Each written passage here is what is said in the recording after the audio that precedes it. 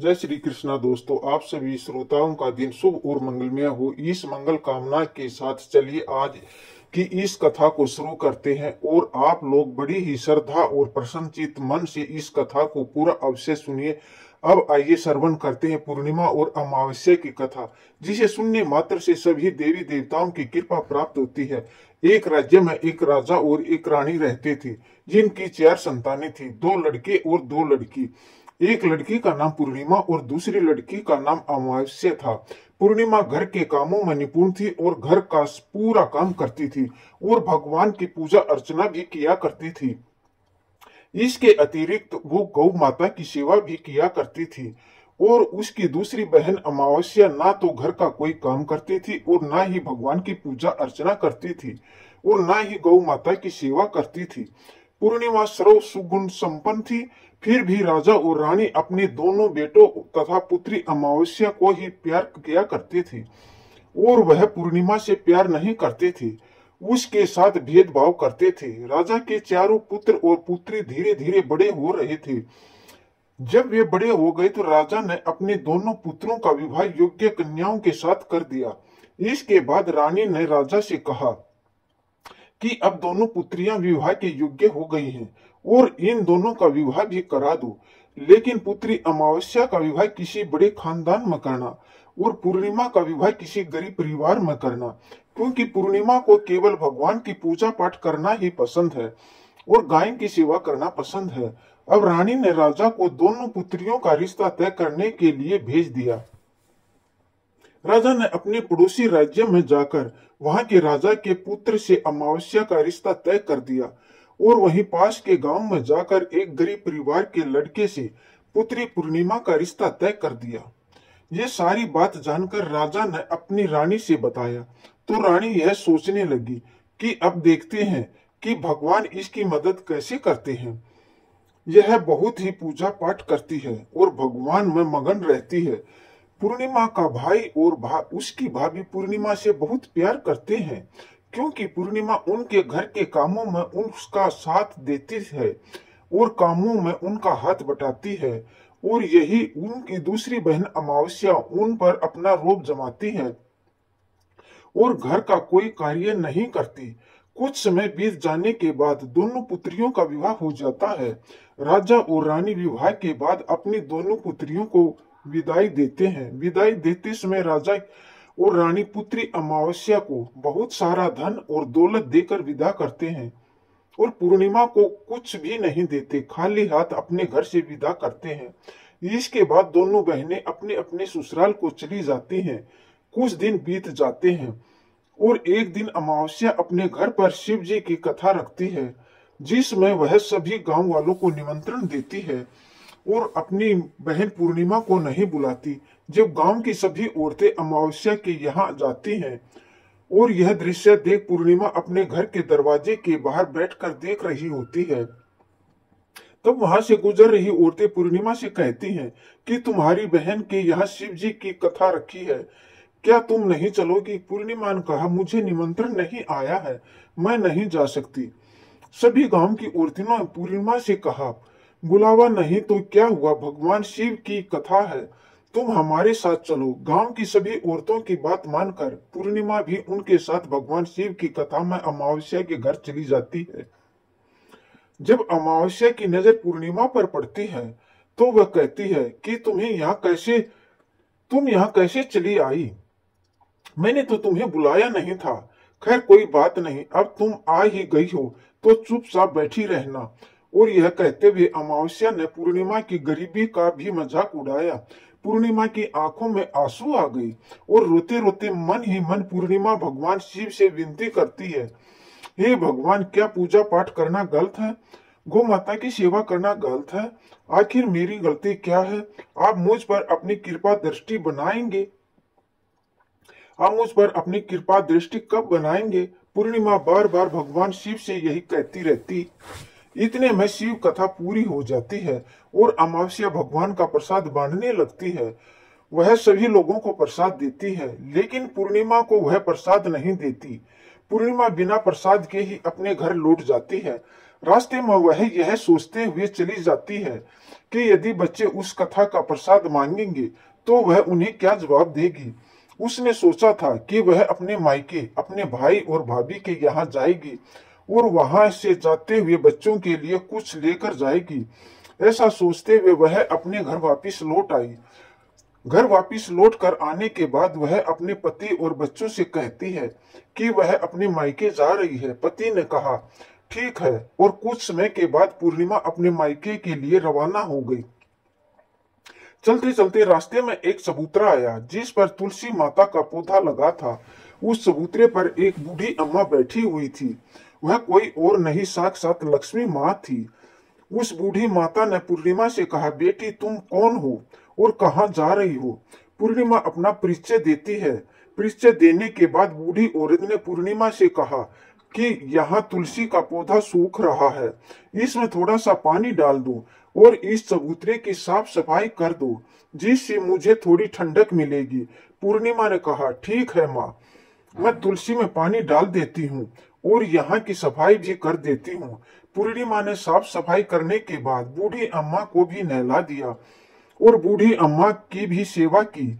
उसके पैर दबाए और बूढ़ी अम्मा से कहा कि माँ जी और बताइए, मैं आपकी क्या सेवा करूं, और कोई काम हो तो बता दीजिए, मैं कर दूंगी। बूढ़ी अम्मा ने कहा कुछ नहीं, अब तुम जाओ और वापिस आते समय मुझसे मिलते हुए जाना। पूर्णिमा ने बूढ़ी अम्मा से कहा ठीक है अम्मा जी, मैं जाती हूँ, वापिस आते वक्त आपसे मिलते हुए जाऊंगी। कुछ समय आगे चलने के बाद एक शिव मंदिर आया।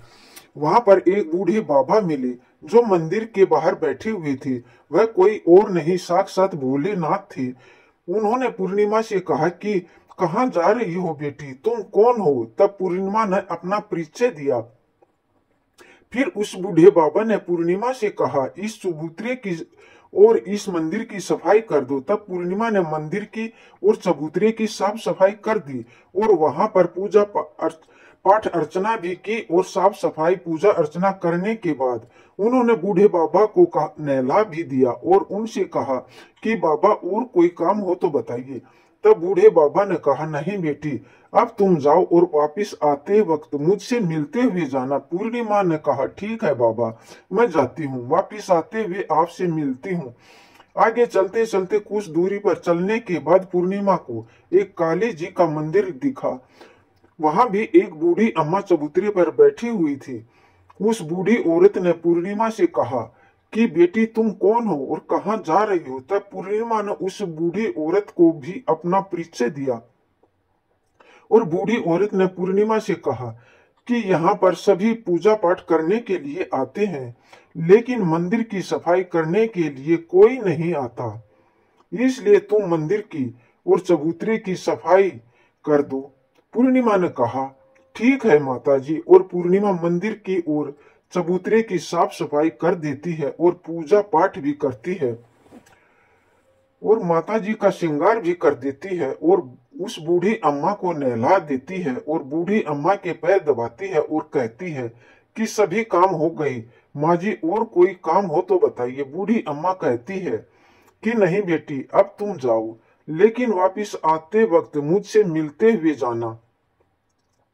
पूर्णिमा कहती है ठीक है, और वह आगे चलती है। आगे चलते चलते एक नदी आती है। वहां पर एक बूढ़ी अम्मा बैठी रहती है और वह कहती है कि बेटी तुम कौन हो और कहां से आई हो।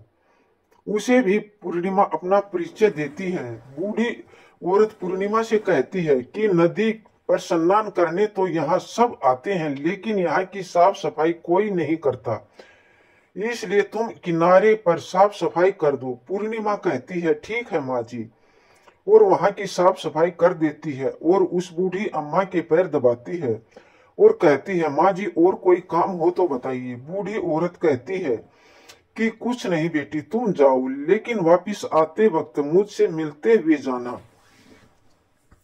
और वह नाव में बैठकर नदी के दूसरे किनारे पहुंच जाती है और वहां अपने मायके के घर पहुंच जाती है। वहां पर पूर्णिमा के भाई और भाभी उसे देखकर बहुत खुश हो जाते हैं और वे पूर्णिमा की बहुत खातिरदारी करते हैं और उनसे बहुत सारी बातें करते हैं और कहते हैं कि बच्चों को भी साथ लेकर आती तो बहुत अच्छा होता। अब कुछ समय के बाद पूर्णिमा ने वापिस अपने ससुराल जाने को कहा तो उसकी भाभी ने उसके लिए एक साड़ी दी और थैले में बच्चों के लिए कपड़े और खाने पीने की कुछ चीजें रख दी और कहा कि तुम बहुत दिनों के बाद आती हो। और पूर्णिमा की भाभी ने एक थैला पूर्णिमा के हाथ में दे दिया और कहा कि जाओ और जल्दी वापिस आना। इसके बाद पूर्णिमा वहां से अपने ससुराल के लिए रवाना हो गई और उसी नदी के किनारे पहुंची और नाव में बैठकर दूसरे किनारे पर उतर गई। वहां पर उतरने के बाद उसे वही बूढ़ी अम्मा मिली जो साक्षात गंगा मैया थी। उसे बूढ़ी अम्मा ने पूर्णिमा को एक थैला दिया और कहा कि इसे तुम अपने घर जाकर खोलना। अब पूर्णिमा के पास बहुत थैले हो गए थे। उन्होंने लेकर पूर्णिमा वहां से रवाना हुई और आगे कुछ दूरी पर चलने पर काली माँ का मंदिर वहां आया। वहां पर काली माँ बूढ़ी माँ के रूप में विराजमान थी। उसने कहा, आ गई बेटी पूर्णिमा। पूर्णिमा ने कहा, हाँ माँ जी मैं आ गई। तो काली माँ ने उसे एक थैला दिया और कहा, तुम यह थैला अपने घर जाकर खोलना। अब पूर्णिमा के पास 3 थैले हो गए थे। तीनों थैले लेकर पूर्णिमा आगे बढ़ी। कुछ दूरी पर जाने पर शिव जी का मंदिर आया जहाँ बूढ़े बाबा के रूप में शिव जी स्वयं विराजमान थे। बूढ़े बाबा ने कहा, पूर्णिमा तुम आ गई। पूर्णिमा ने कहा, हाँ बाबा मैं वापिस आ गई। बूढ़े बाबा ने भी पूर्णिमा को एक थैला दिया और कहा कि यह थैला तुम घर जाकर ही खोलना। पूर्णिमा ने कहा, ठीक है बाबा। अब पूर्णिमा के पास 4 थैले हो गए थे।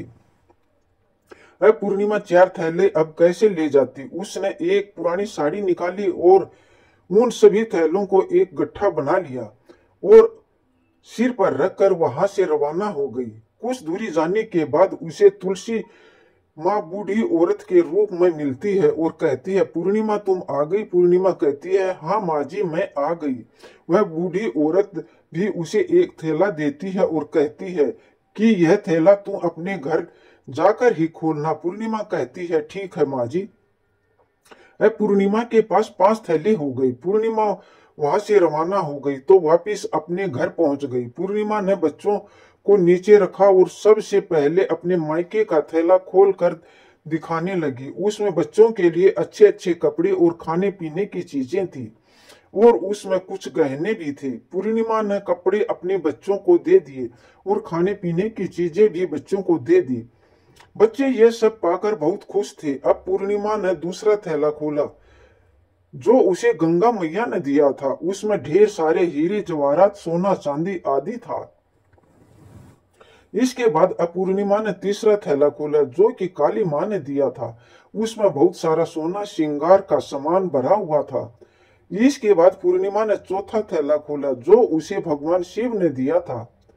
उसमें बहुत सारी धन संपत्ति से भरा हुआ था और बहुत सारी खुशियां भरी हुई थी। इसके बाद अब पूर्णिमा ने 5वां थैला खोला जो उसे तुलसी माँ ने दिया था। उसमें चावल दाल और 7 प्रकार के खाने की चीजों से भरा हुआ था। अब पूर्णिमा के घर में किसी भी चीज की कमी नहीं थी। उसका घर धन धान्य से भरा हुआ था और परिपूर्ण था। अब पूर्णिमा और उसका परिवार सुख में जीवन व्यतीत करने लगा। अब पूर्णिमा के मन में विचार आया कि क्यों न शिव जी की कथा कराई जाए और शिव जी की कथा में एक कार्यक्रम रखा। पूर्णिमा ने गांव के सभी लोगों को निमंत्रण दिया और घर घर जाकर सभी लोगों को बुलाया। पूर्णिमा अपनी बहन अमावस्या के घर भी गई और अमावस्या को भी शिव जी की कथा के लिए उसने अपने घर पर बुलाया। जब अमावस्या पूर्णिमा के घर शिव जी की कथा में आई तो उसने देखा कि पूर्णिमा के घर में किसी भी चीज की कोई कमी नहीं है। इतना सारा धन दौलत देखकर अमावस्या आश्चर्यचकित हो गई।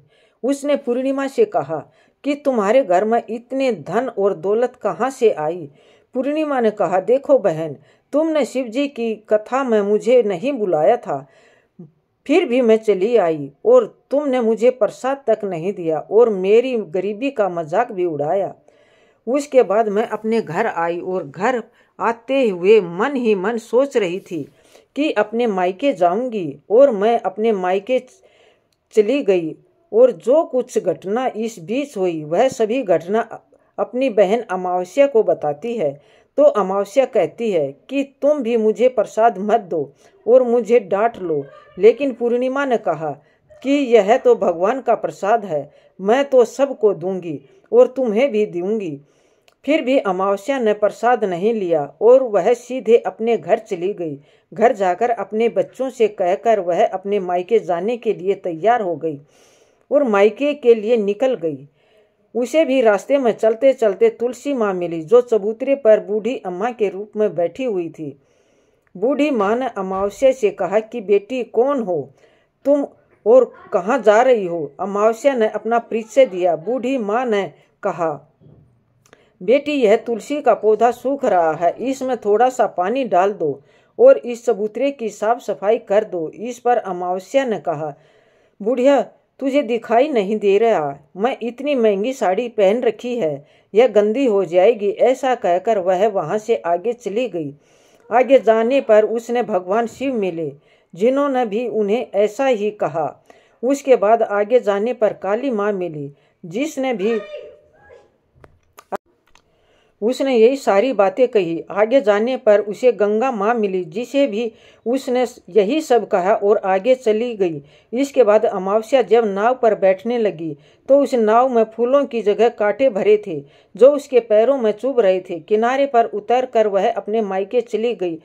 तब वहाँ उसकी भाभियों ने तथा भाइयों ने देखा तो मन ही मन कहने लगे कि काम की ना काज की, 2.5 मन अनाज की। अब आ गई है तो ठीक है, पूर्णिमा तो हमारे कामों में हाथ बटाती थी, यह कोई काम करेगी तो नहीं। अब उन्हें खाना बनाया और खा पी कर सभी सो गए। अमावस्या जब सुबह उठी और अपनी भाभियों से कहा कि मैं अपनी ससुराल जा रही हूँ। उन्होंने कहा ठीक है जाओ। अमावस्या बोली, पूर्णिमा को तो तुमने 1 थैला दिया था और मुझे कुछ नहीं दोगी क्या? भाई और भाभी ने कहा कि तुम घर जाओ, थैला तुम्हारे घर पहुँच जाएगा। फिर अमावस्या वहाँ से निकल गई और नदी के किनारे पर पहुँच गई। वहाँ गंगा मैया बूढ़ी औरत के रूप में धारण करके बैठी हुई थी। बूढ़ी माँ ने कहा, आ गई बेटी? तो उसने कहा, हाँ मैं आ गई। अमावस्या ने कहा, तुमने पूर्णिमा को 1 थैला दिया था और मुझे नहीं दोगी क्या? बूढ़ी अम्मा ने कहा, तुम घर जाओ, थैला तुम्हारे घर पहुँच जाएगा। इसके बाद आगे जाने पर काली मैया मिली, जिसने भी अमावस्या को यही कहा। उसके बाद आगे जाने पर उसे शिव भगवान मिले, जिन्होंने भी अमावस्या को यही कहा। उसके बाद आगे जाने पर उसे तुलसी माँ मिली, उसने भी अमावस्या को वही कहा, तुम घर जाओ, थैला तुम्हारे घर पहुँच जाएगा। अमावस्या अपने घर पहुँच गई है। आंगन में देखा तो वहाँ पर 5 थैले पड़े हुए थे। अमावस्या ने मन ही मन सोचा कि अब तो मेरे पास भी बहुत सारा धन दौलत हो जाएगा। जल्दी जल्दी उसने सभी थैलों को खोला। किसी में मिट्टी थी, किसी में पत्थर, किसी में कंकर और किसी में कोयला। उसे मायके से कुछ नहीं मिला था। इन थैलों में कुछ भी नहीं था। अमावस्या दौड़ती हुई पूर्णिमा के घर गई और कहती है कि तुम्हें तो इतना सब कुछ मिला, मुझे तो कुछ नहीं मिला।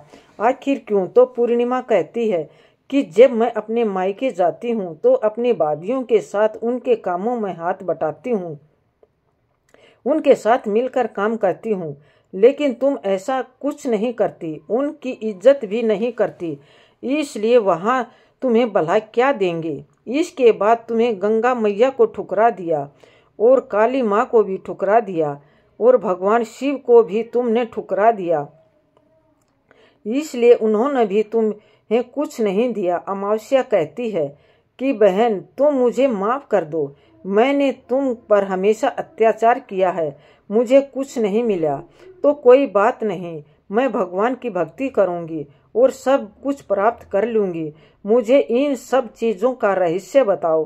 तो पूर्णिमा ने कहा कि तुम 3 सूत्र का ज्ञान ले लो और उनकी कथा करना। पहले सूत्र में दया मांगना और दूसरे सूत्र में कथा मांगना और तीसरे सूत्र में 108 बार ओम नमः शिवाय का जाप करना।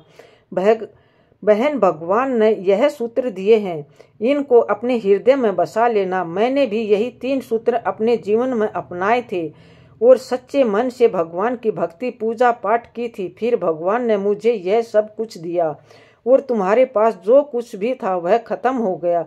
इसके बाद अमावस्या अपने घर गई और भगवान की पूजा पाठ करने लगी। भगवान शिव से अपनी माफ़ी मांगी और गौ माता की सेवा भी की और दूसरों की मदद भी करने लगी। हर हर महादेव, जय श्री कृष्णा। दोस्तों, आपको यह कथा कैसी लगी कृपया कमेंट करके ज़रूर बताएं और कमेंट बॉक्स में जय श्री कृष्णा लिखना न भूलें। वीडियो पसंद आया हो तो लाइक करना और ऐसी ही और भी बहुत सारी कहानियों को सुनने के लिए चैनल को सब्सक्राइब ज़रूर करें। धन्यवाद दोस्तों। आपने हमारी ये कहानी कैसी लगी कमेंट में ज़रूर